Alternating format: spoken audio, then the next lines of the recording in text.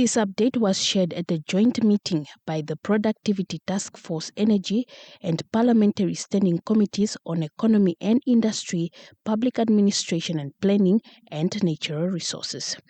The chairperson of the Parliamentary Standing Committee on Economy and Industry, Public Administration Planning, Ipumbu Shimi, says that no country can grow or develop without affordable and secure electricity.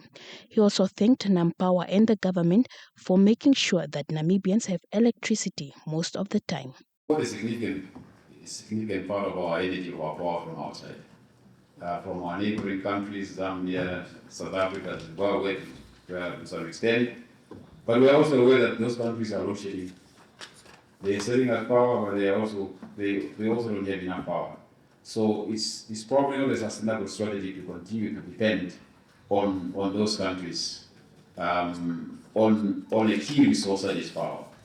So that's why it's important to understand how are we doing in terms of ensuring that we move towards energy self-sufficiency. Chairperson of the Parliamentary Standing Committee on Natural Resources, Dr. Toby Aupindi, also contributed to the panel discussion, saying that it's particularly very important to us as a committee because some actors within the energy, I feel, have moved at a snail's pace. I have to say that with no fear of contradiction. And then the Natural Resource Committee will demand for a people-centered ethical leadership within the energy sector.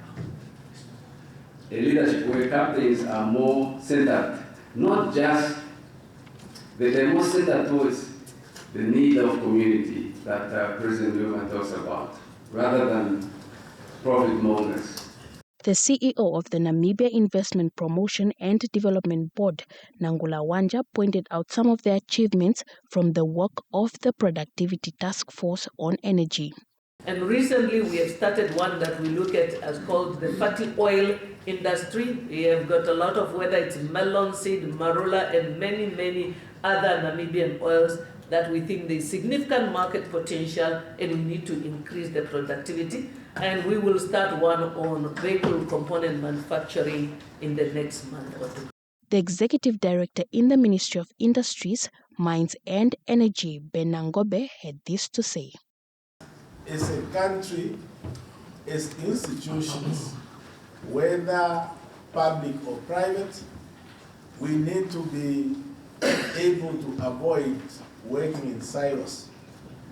And this concept of the productive task forces address that particular challenge so that we are able to speak to one another, we are able to be reading from the same page so that the left hand knows what the right hand is doing, and we seek counsel from our elected representatives. Martha Mafangeo, NBC News, Parliament.